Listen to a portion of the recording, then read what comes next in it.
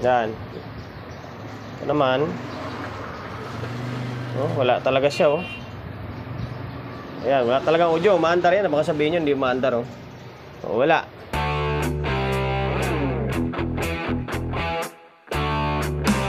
Welcome to my vlog. For today's video, ali ito. Pangalawang unit, or hindi pangalawang unit. Bali pangatlong unit, pero pangalawang unit na power amplifier ni sir na dinala or pinagkatiwala rito sa akin. Una is Krill na CE12, and then pangalawa itong Krill na CE8. Yung una niya is yung Kevlar na GX5 yata yun. Ayun, maraming salamat sa pagkakatiwala ng unit, ng mga unit mo rito sa akin, sir. Shoutout sa inyo. Sir from Baliches, Quezon City. Yun, kaya dinala to dito sa atin. Ang issue ay halos parehas ng Krill na CE12 niya. Yung Krill naman na CE12, yung kabilang channel is good. Yung channel 1 is bad. Hindi yung walang audio yung channel 1 niya. Ito naman, parang halos parehas, walang audio. Yan, walang audio, halos parehas. Tinisting ko na to kahapon, eh. Kaya nga ito, nakabukas na, oh. Bali, ito yung mission natin for today's video, na naway may balik natin sa dati yung unit ni sir, na mapatugtog natin yung channel 1 and then channel 2 nya. So ngayon, bago natin simulan yan, siyempre promotion muna tayo agad. Sa mga hindi pa nakapag-follow, paki-follow, and then siyempre paki-share ng mga walang kwentang video natin sa my Facebook, YouTube channel. Kung hindi pa nakapag-subscribe, paki-subscribe, like, share, and then siyempre paki-hit ng bell button sa gilid para updated ka sa mga susunod na video na i-upload ko. Bali, magkakabit lang muna ako ng speaker. Nakalimutan ko pala lagyan ng speaker para mo ko sa inyo na wala talaga siyang audio. So ngayon, stay tuned lang kayo. Naikabit ko na yung speaker natin. Yan. Bali, dalawang speaker na yan sa gitna. Yan yung laging nagtitesting natin. Nakabit na yung audio source natin. Ayan, mandar na. Naka-YouTube tayo. Yung plug natin, ito, rectang to 20 na tayo. Bahala na. Ito, naka-tackle switch. Yan. Nag-relay na, naka-normal. Ito. Ano? Maugong.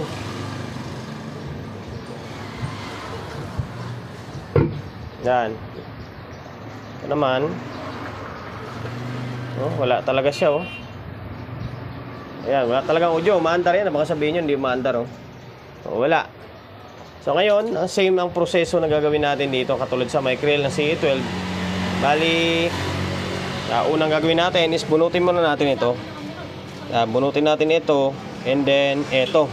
Tapos kalabitin natin kung may audio yung amplifier natin. Kung may audio, balik tayo rito. Kung hindi, dito sa may harap, sa may front panel, dito sa may back panel. So ngayon, balibaklasin ko lang muna itong. Then lipat muna natin kasi magto-troubleshoot na tayo.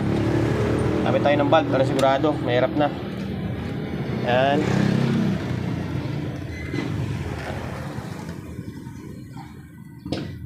Teka lang, matigas. Ngayon, ito, nabunot ko na yung audio input natin. Yan, ito yun. Tsaka ito. Tapos, ito yung may wagang channel natin. Ito yung pang sundot natin. Ayun, nakabalb naman tayo, eh. Ang problema lang kasi pag nakabalb ka, mahirap i-on to dito. Yan, nakauna. Tayo natin good siya, matanggal yung protect. Yan, natanggal na yung protect. Yan, kalabit tayo rito. Gagawin lang natin dito is kalabitin natin kung may audio siya. Meron.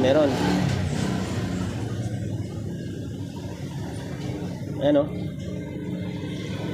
Medyo mahina lang pero meron, no? Merong audio dito. Kailangan hanap tayo ng magandang spot. Meron din, oh. Yan, ibig sabihin normal yung amplifier. Next na step na gawin natin is mamili tayo kung alin yung unahin natin. Siguro dito na muna, banatan muna natin ito, hangat muna natin ito. Tapos, total, stock din daw ito, eh. Halos lahat ng gamit ni sir, stock. Bali, gagawin natin, same procedure sa may CE12. Bali, linisan muna natin dito. bumbahin natin ng WD-40 yung mga switch, and then hinangin natin lahat ng pwedeng hinangin dyan. Okay, yung stay tuned lang kayo. Nabaklas ko na yung board ng back panel. Ayan, oh. Grabe, kinalawang na talaga siya, oh. Problema rito, ang hirap iangat. Yan, ang hirap niya angat, oh. In terms naman sa may hinang, parang okay pa naman. Yan. Pero hinangin ko na rin yan para sigurado. Pero dito, nalagyan ko na ng WD-40. Ito yung nalagay ko. Yan, pabango to pero WD-40 laman ito. WD-40. Ayan, nalagyan na, oh. Meron na yan, oh. Kaya kumikinang-kinang na. Yung mga kalawang, wala tayong magawa dyan. Yan na yan. Sa labas lang may kalawang yan. Sa loob, hindi naman yan gano. Kaya nalagyan na yan. Bali, inangin ko na lang muna ito. Sa may proseso sa ginawa natin sa may Krill na CA12, baka ganun lang ulit to. Inangin ko muna ito. And then, balik sabay. Testing natin ulit. Audio test natin. Sana dito lang mga problema. Or either dito. So ngayon, inangin ko lang ito and then ibabalik ko na. Natin yung board. Yan. Ibalik natin yung speaker, nakakabit pa rin naman dyan. Audio source natin, nakakabit na. Then laptop muna yung gagamitin natin kasi yung isang cellphone natin is yun, naka-live. Yan, tapos tingnan muna natin, baka mamaya naka-set up.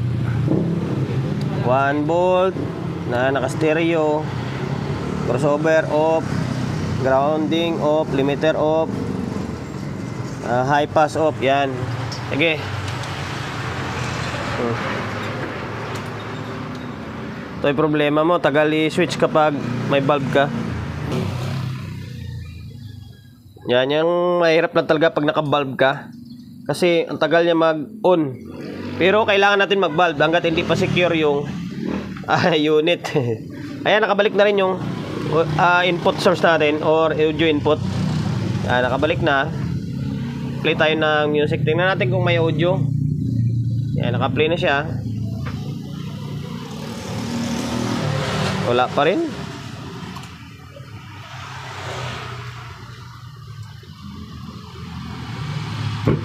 Ay, wala.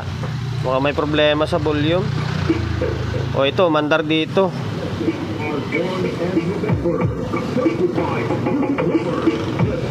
Dito, mandar. Dito, mukhang may problema sa control tong isa.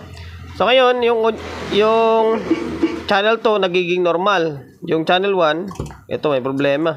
Try ko munang baklasin tong front panel and then try ko yung control kung baka sira na itong control niya. Or maaari palitan na natin to sabay. Sana may pamalit tayo. Ang problema sa ganitong unit, hindi siya mababaklas ng buo dito. Hindi. Kailangan mong gawa ng paraan. Yung control, yan o, nakatago dito. Tapos ito nakaharang. Ang hirap. Ang supply pala nito ay ito. Yan. 4 na 38. Mali 38. Parang sa 70 siguro ito. Yan. Tapos ito, tinatanggal ko na yung control. Medyo nahirapan ako. Kaya kailangan mo talaga siya angat ganyan, no? Nakaharang, hindi mo matanggal. Karangan sa ma-screwan niya. Lawang lang siya. Yun, binumba ko ng WD-40. Pero buo. Pag chinik mo siya, buo yung resistance niya. Hindi maganda to, buo pa buo yung resistance niya Ibig sabihin, buo pa tong control. Sa mga gitong unit pa naman, bihira lang masira yung mga control nito Buo pa siya. Bali, ang gagawin natin dito, maghihinang tayo tang todo dito. Kasi hininang ko kanina, yung mga switch lang. Bali, siguro yung mga, yan, katulad din sa may Krill na CA12. Inangin natin halos lahat dito.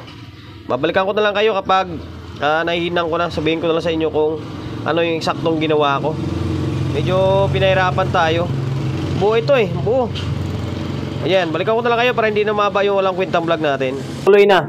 Ito na yung Krill na CA8 natin. Medyo matagal bago dugtungan ko ng video. Bali, ito. Tumating na yung pyesa natin. Itong switch. Itong switch sa may bridge mono parallel niya. Ito, nailagay ko na. Ang medyo awkward lang dito is medyo maiksi siya konti. Wala na Wala nang, ito lang yung nakita ko meron sa online shop na merong switch na nagbebenta ganito. Sa Indonesia pa to galing. Yan, dalawa in order natin para may pasobra na tayo. Ito yung urig niya. Winasak ko na kasi hirap na hirap ako. Hirap siya hinangin kasi double-sided. Tapos ang kunat. 60 watts na nga yung panghinang ko pero hirap pa. Ginawa ko, winasak ko na lang. Huwag kayong magwasak kapag wala kayong pamalit ha. And then, hindi kayo sigurado na tama yung ipapalit nyo. Yan, ngayon, ito napalitan na natin. Tapos, sabay na. Para isang gawaan na lang, itong mga IC na 4558 yan nakalagay dyan. Ano, 4558. Yan o. Yan, 4558. Pinalitan ko na rin. Saktong sa halos sabay lang dumating yung order natin. Ito, SMD rin to. Sa online, meron din naman ito. GRC 4558. Ito, pinalitan ko na lahat. Ito na yun, no? Para in case na hindi gumana yung sa may switch, ay diretso na dito. Para isang galawan lang. Pinalitan ko lahat. Para sigurado na. Ayarap yung baklas gabit kasi masikip dito. So ngayon guys, bali, babalik ko lang to dito. Babalik ko lang muna ito and then audio test tayo ulit kung normal na, maging normal yung audio sa dalawang channel. So ngayon, stay tuned lang kayo. Binalik ko na itong board ng input buffer natin. Natagalan, mula umaga hanggang 5:30 na ng hapon ngayon, no? Ang hirap kasi, di ba, pinalitan natin yung switch and then pinalitan yung GRC 4558, pinalitan ko lahat yan. Pag testing ko, gumana na yung channel 1. Ang problema, channel 2, hindi gumagana. Hindi naman siya gumagana. Ayun, baklas, ang tagal ko bago ko nasuyod. Ito, tip na may bibigay ko sa inyo, pag ganyong trouble, i-check nyo itong ano, kasi na-check ko yung lahat ng resistor, okay naman, yung mga SMD.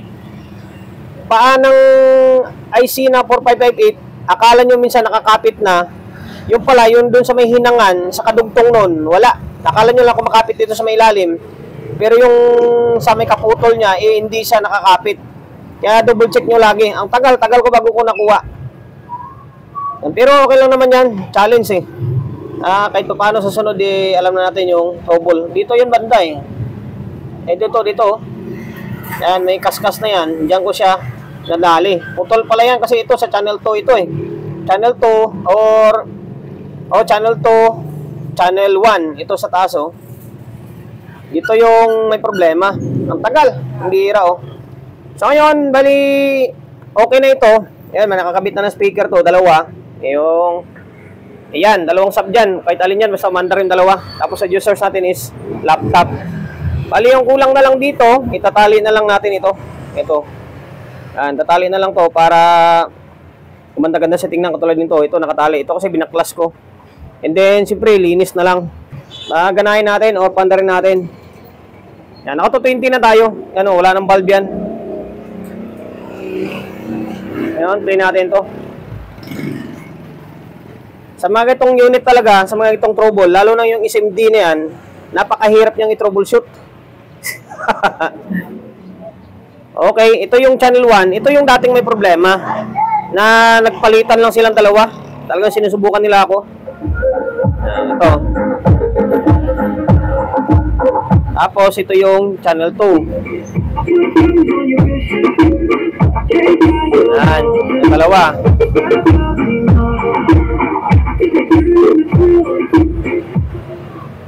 Yan na guys. And then, tip ko pala sa inyo, sa mga namroblema dyan sa may switch, kasi kahit ako nung una, problemado rin ako sa switch ko. Meron sa online, may nabibili niyan, lalo sa may switch ng bridge, parallel and then stereo, merong parang 16 o 14 pin yata yan.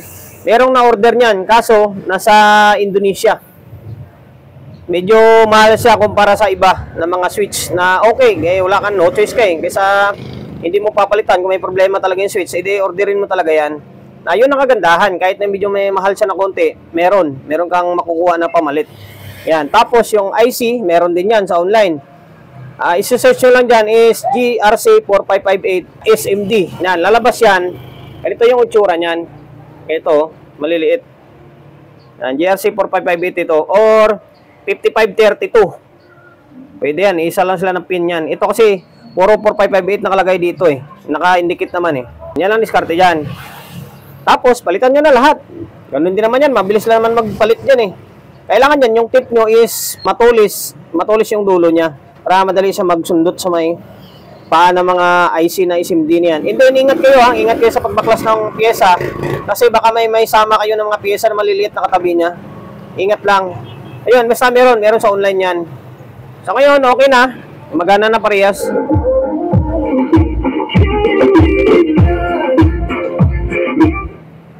Yan lang. Sir from Baliches, Quezon City. Okay na yung krill na CE8 mo. Bali, pinahirapan ako, sir. Kailangan dyan mag-maintenance kayo guys ha. Lagyan nyo ng langis yan or WD-40 yung mga switch. Nagalaw-galawin nyo na lang para hindi siya matuluyan. Maraming salamat sa pagkakatiwala mo ng unit mo rito sa akin, sir ha.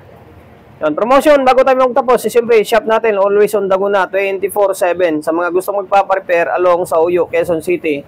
Number 41, Don Julio, Gregorio Street, sa Uyo Road, sa Uyo, Quezon City. Social media pages natin, sa mga hindi pa nakag-follow, paki-follow, hindi siyempre paki-share ng mga walang kwentang video natin sa may Facebook, YouTube channel, sa mga hindi pa nakapag-subscribe, paki-subscribe, like, share, hindi siyempre paki-hit ng bell button sa gilid para updated ka sa mga susunod na video na i-upload ko. Ingat, God bless, and then peace atin lahat.